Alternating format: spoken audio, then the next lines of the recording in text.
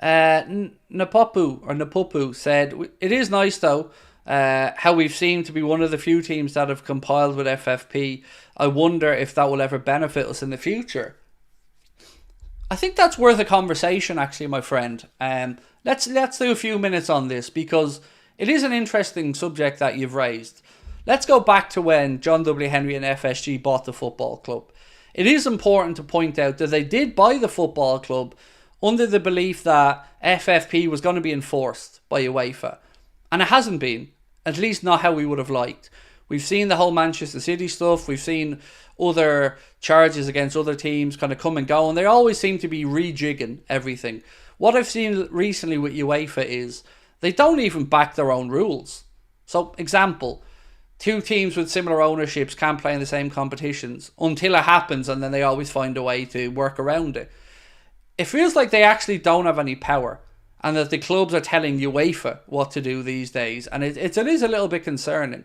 So when the owners came in, they did believe that if FFP was enforced, that they would be clever enough to be able to put the right people in to benefit from that system.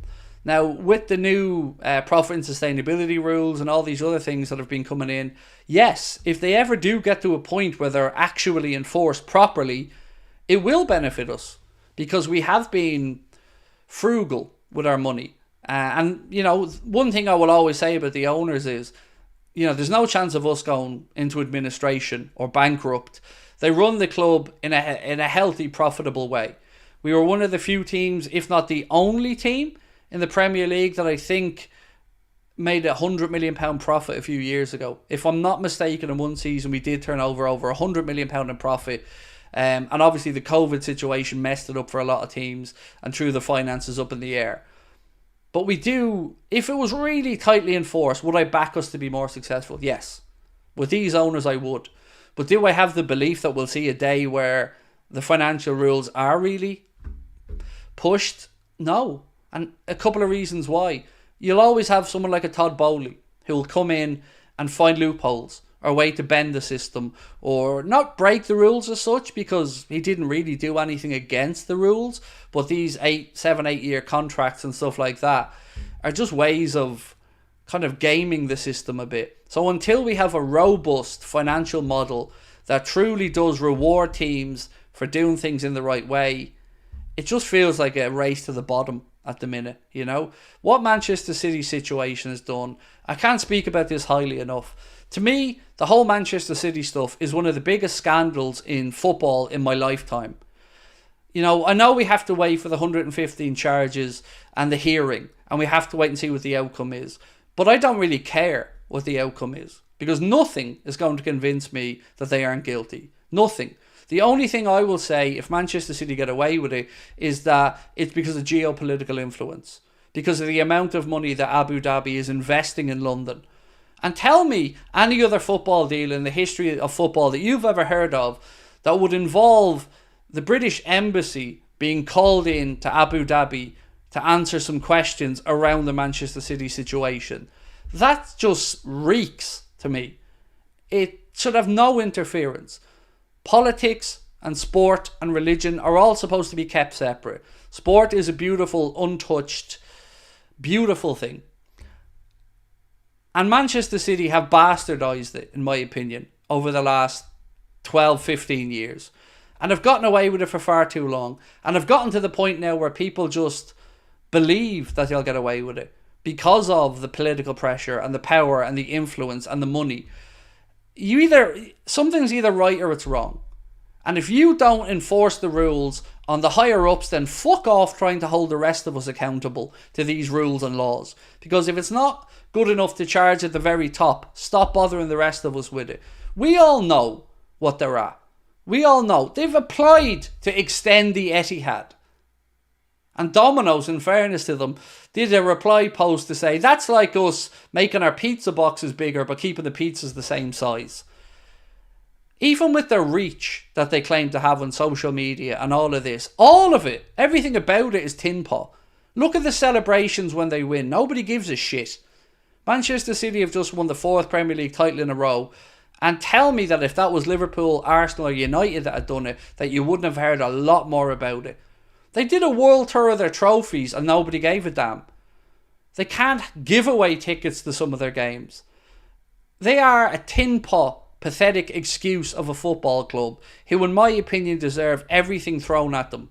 Because they have gamed the system.